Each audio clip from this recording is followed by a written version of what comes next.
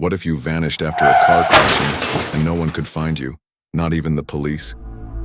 Today we're diving deep into one of America's most baffling disappearances, the case of Maura Murray, a bright nursing student who vanished without a trace in 2004. Was it an accident, a kidnapping, or did she run away on purpose? Stick with us as we uncover every detail of this haunting mystery. If you're new here, don't forget to hit that subscribe button, turn on notifications. Before she disappeared, Maura Murray was just like any other college student, juggling school, relationships, and life's pressures. But what happened to her would shock the nation. Maura was a 21-year-old nursing student at the University of Massachusetts Amherst. She came from a broken home, struggled with emotional issues, and had recently been dealing with academic setbacks. Her parents were divorced. Her father had alcohol problems.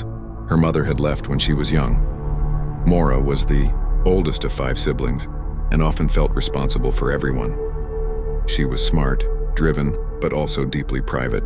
Friends say she kept her emotions close to the chest, and maybe that's why no one saw it coming.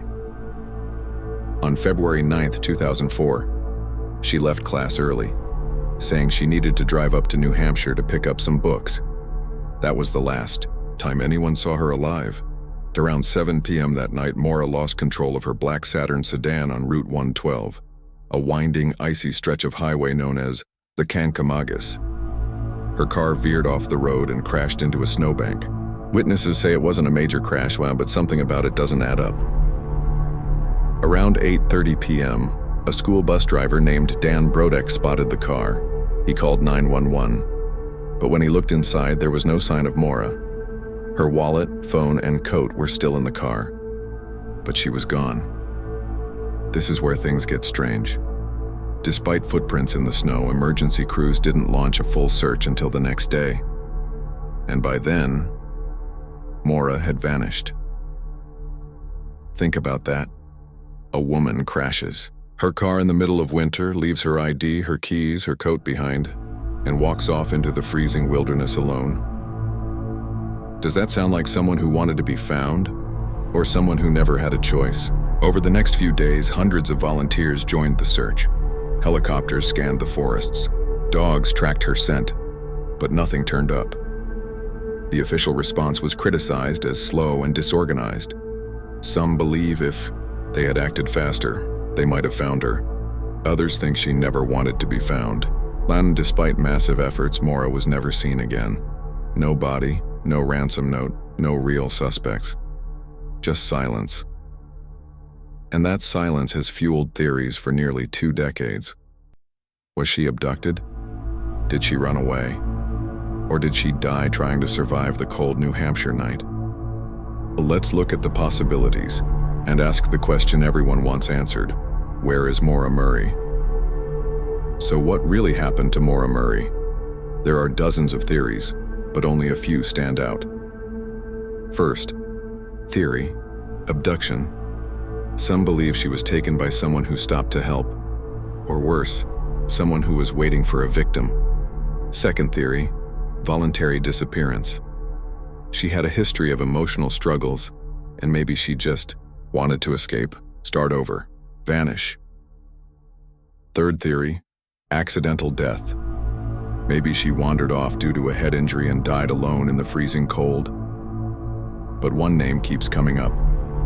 Larry Souvall, a registered sex offender living just miles from the crash site. Was he involved?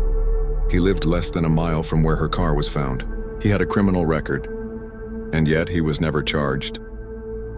In interviews, he claimed he didn't know anything, but others aren't so sure.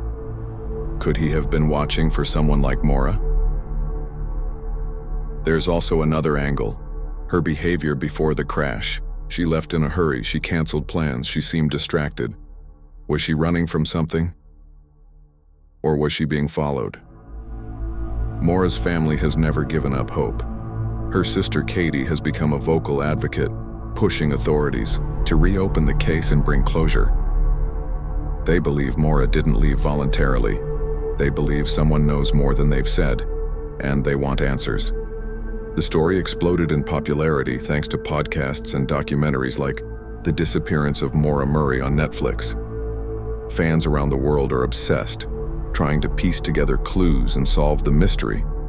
Even today, amateur sleuths are going back to the crash site using ground-penetrating radar and drones, hoping to find something the police missed.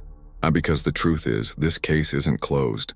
Not for her family, not for investigators, and definitely not for people like us who keep asking, what really happened to Maura?